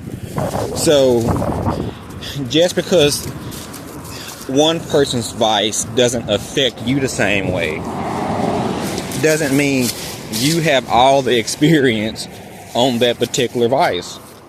So again, what qualifies somebody to speak on a weed addiction? Do you need personal experience? Do you need medical studies? And I do think, I have personally, even after I did smoke, I did actually go through, hold on one second, guys. Okay, as I was saying, after I did quit, I still continue to do my research on weed addiction and find out reasons on why I was addicted and while others may be. A lot of the medical experts, they don't even study things about weed. As common as weed is now, there still aren't a lot of studies on it. For example, something like CHS, which is quite common now with weed users, in recent history, in the last 10 years, doctors were misdiagnosing people because they weren't testing people for CHS. They didn't even know it was a thing. And it was a thing because I believe I went through it when I was like 17 or 18. I have experience with that said issue. So, just because, again, you don't have the same experience with this substance doesn't mean a person does not know what they're talking about. Things like exercise. In the health fitness world, there are so many different opinions. Some people say go keto. Some people say count your calories. Some people say no carbs. Some people say 1 meal a day. Some people say you can't eat anything white. No white rice. No white bread. Some people, it differs. Your journey, your what works for you may not work for somebody else. But the key is that we do recognize that we do have an issue or we do have a problem that we want to solve, and we go through steps to solve it. And the steps can differ depending on the person. Some people can quit cold turkey. Some people have to wean themselves off. Some people,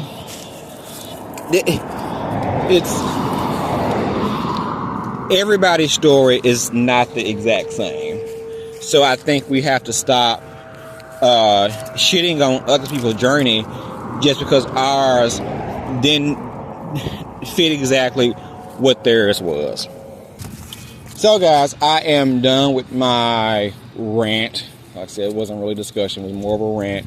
But I would like to know, guys, who do you feel like who's qualified to speak on weed? Somebody who has the experience, somebody who has the knowledge, maybe a little bit of both. I would say a little bit of both.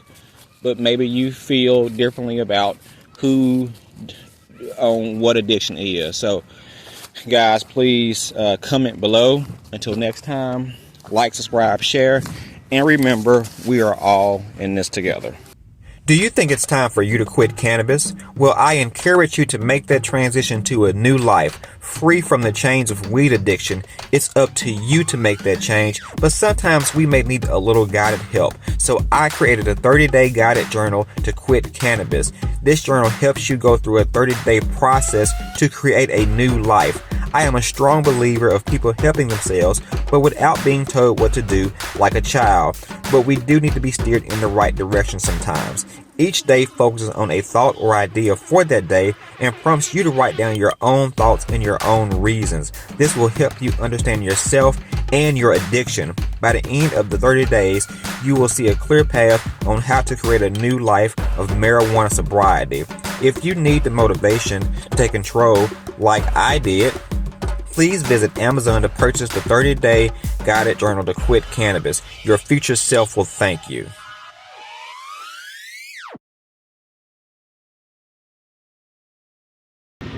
What's up, guys? It's Charlie, and today I want to discuss self-control is a big key to weed addiction. And some people ask me, what's one of the main things when it comes to overcoming addiction? And there are multiple, and they can differ depending on the person. But I think one thing that should be a common thread in everybody's journey is self-control. And when we think of self-control, most of us probably think we are a self-controlled individual. We think because we're not rambunctious and out of control and partying and these wild party animals that, I'm pretty good at self-control, but most of us don't realize we have an issue with self-control. And I think with men specifically, we tend to act on our urges a lot faster than what we realize. A lot of times the big part of relapsing or falling back into addiction is not able to control ourselves. And I think just with life in general, a big key to life, to being a decent individual in life, is to learn how to control ourselves, learn how to not act on our every impulse and desire. Because the world makes you think, okay, freedom is you have the option to do everything and all things that tickle your interest, that seems fun to you. It's the freedom to try everything. But we don't realize that trying everything is really you creating different chains and holes that actually hold you back.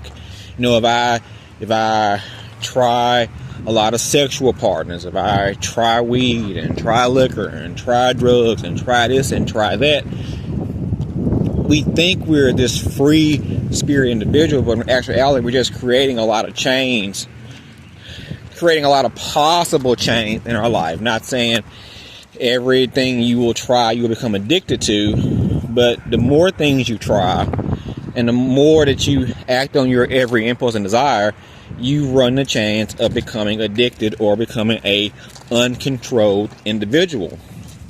A lot of times the key to being a successful individual is learning how to not act on every impulse. We are a very impulsive people. We are we are an emotionally driven person. A lot of times when we grow up, our parents do not equip us to understand how to control our feelings, handle our emotions. So therefore, a lot of us are these big adult children, and we think, okay, I'm not a big adult child. I don't ride a bike around the house like that. I'm not out of control. I think thinking like a child is more common than what we think. When I look at my small children, come on, y'all. I hate when other dog owners don't pick up their dog shit. Anyway, a lot of times with, that totally threw me off. Hold on.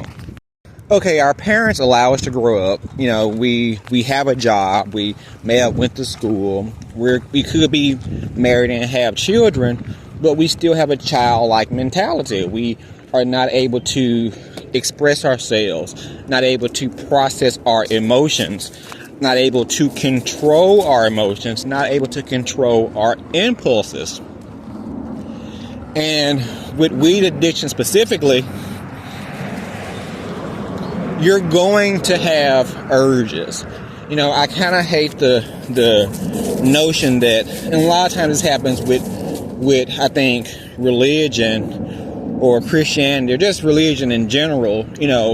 People will say, well, Jesus took the urge away from me. And I'm not going to say that's not totally possible, but I think that's not it's come. And I think once you have opened Pandora's box, it's kind of always open. I do like, I think The Beautiful Mind with Russell Crowe is a wonderful movie. Great story.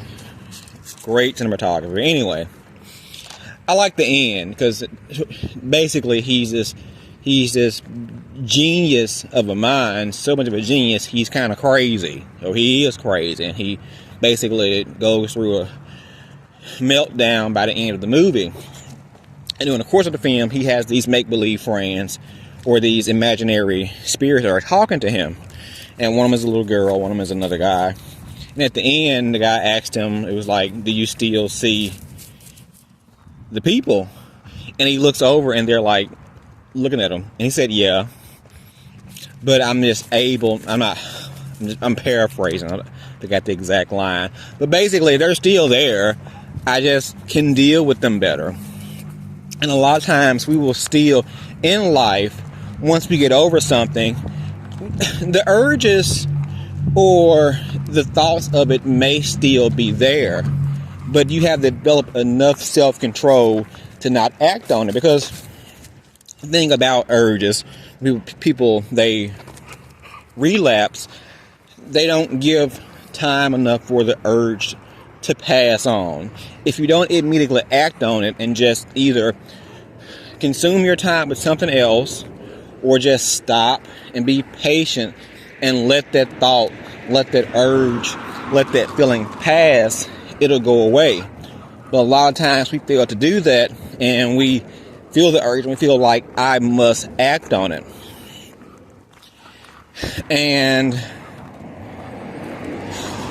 I don't think it's I don't think a lot of times these urges go away. I think they do become less. Like, I don't think once you quit weed, you're going to think about smoking weed every day for the rest of your life. I mean, I think as long as you have other things going on, you don't spend your whole day thinking about weed. But, you may see somebody smoking. You may smell somebody smoking. You may have a trigger that makes you think of when you did smoke. Like, or you may get stressed out. And like, I kind of want to smoke right now.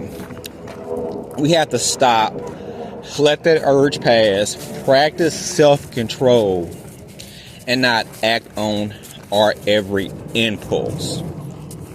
I also quit cigarettes. I quit cigarettes about 2, possibly even 3, at least 2 years before I actually quit weed. And I'm going to say I still get more cigarette urges or cigarette cravings than actual weed. And I remember I always tell people when I say I've quit cigarettes and they smoke, I'm saying, well, I quit. I still appreciate cigarettes. I don't hate cigarettes. I always tell my wife, if we make it to the age of, if we get to 65, okay, maybe 70, if we get old and we're not on a deathbed and, the world is not over, it's a possible chance we may start smoking cigarettes the last 10 years of our life. At that point, what the hell? But my point is, I don't hate cigarettes. And I was telling a coworker that, and they were like, oh no, as if like you're don't tempt them and fall back into. I'm like, no, I appreciate cigarettes, but I don't have the fear of relapsing. I have enough self-control to not fall back into that cycle. So I think that's a big key in addiction of any kind. I remember before I was going to quit weed, I've mentioned this in the past, me and my family, we are saving. We want to be a traveling family in an RV at some point in the near distant future. So I was like, I'm going to quit weed once we go on the road, because I won't be around it. I won't be able to buy it. I'll just take myself out of Memphis to where I'm not tempted to buy it. But then I realized I don't want to have to take myself out in order to have that control. I said true control over my addiction is being able to still be here in Memphis, to still be around old people, old surroundings, and have enough self-control to not do it. So I made up in my mind that I'm not gonna let my surroundings dictate how I handle my addiction. Whether I'm in Memphis, whether I'm on the road, whether I'm in Vegas on vacation, wherever I'm at, I'm going to have enough self-control to where I won't smoke if I don't need to smoke. So I did accomplish that, and I think you have a stronger chance of hanging on to your sobriety if you have that outlook. Somebody recently asked me, hold on guys, because I pick up my dog shit. Somebody recently asked me, do I still get urges, or have I, no, the specific question was, have I relapsed? And when somebody asked me that, I have not relapsed, and I have no fear of relapsing. And sometimes I feel kind of proud and boastful by saying that. I feel like maybe I shouldn't be so sure of myself, and I feel bad by saying I haven't relapsed.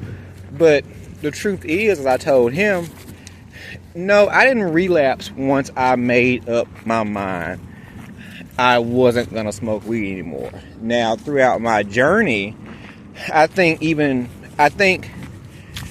my journey of a year and a half, 2 years of trying to quit, for the 90% of that journey, 95% of that journey, I didn't fully commit to quitting. I would stop. I would not smoke for a while, still under the pretense I'm going to smoke in the future. If I can go a week, if I can go a couple weeks, if I can go a month, if I can just, prove to myself that I cannot smoke, and then after I prove it myself, I'll reward myself. And once I reward myself, I fall back into the same cycle. So I did not fully commit to the process, but once I did fully commit to the process, I did not relapse, because I made up in my mind that I'm not going to smoke. I will not be tied by weed. And it was so much easier. A lot of times when we relapse or we have our missteps, is because we have not fully committed to the process. We're not fully committed to practicing self-control. And again, I will say, self-control is the key. Learning how to not act on your every impulse, your every desire, your every urge, your every feeling. Because you're going to get them. And like I said, don't look at it as a scary thing, like, oh, I'm going to get them, what am I going to do? Yeah, I'm going to get them, and I'm going to not act on them. And then in 5 minutes, I'll be over it. It's not a big deal. I'm an adult. I'm a grown man. I'm stronger than that. What, I'm so weak that I smell some weed and like, oh, I got to go buy some weed. No, let's grow up. Let's act like an adult. So, again, guys, self-control should be a big part of anybody's process. Now, if you want to remove yourself from the environment, that's great. If that works for you, might do it. I don't think we can, hang around weed smokers all day. And you do have to, in a sense, not be around people who all the time who smokes. But I mean, they can't control you. Okay, if you're around somebody who just smokes, smell like weed, okay, big deal. That's for them. I have enough control to where I'm not going to be fazed by that. So, on your journey, guys, have you had issues with relapsing? Have you had issues with specifically self-control? Do you find it hard to not act on your urges? Or do you find it easy to be a self-controlled individual? Maybe you doing your process, you fully committed, and it wasn't an issue to you, and you didn't go through 2 years of being like, well, I'm gonna not smoke for a month and reward myself like I did. But guys, I would like to know what you guys think, what you guys feel. So until next time, please like, subscribe, share, but most importantly, please comment below. I want to know what you guys think. And please remember, we are all in this together. Bye. Do you think it's time for you to quit cannabis? Well, I encourage you to make that transition to a new life, free from the chains of weed addiction. It's up to you to make that change, but sometimes we may need a little guided help. So I created a 30-day guided journal to quit cannabis. This journal helps you go through a 30-day process to create a new life. I am a strong believer of people helping themselves, but without being told what to do like a child. But we do need to be steered in the right direction sometimes. Each day focuses on a thought or idea for that day and prompts you to write down your own thoughts and your own reasons. This will help you understand yourself and your addiction. By the end of the 30 days, you will see a clear path on how to create a new life of marijuana sobriety. If you need the motivation to take control like I did, please visit Amazon to purchase the 30-day guided journal to quit cannabis. Your future self will thank you.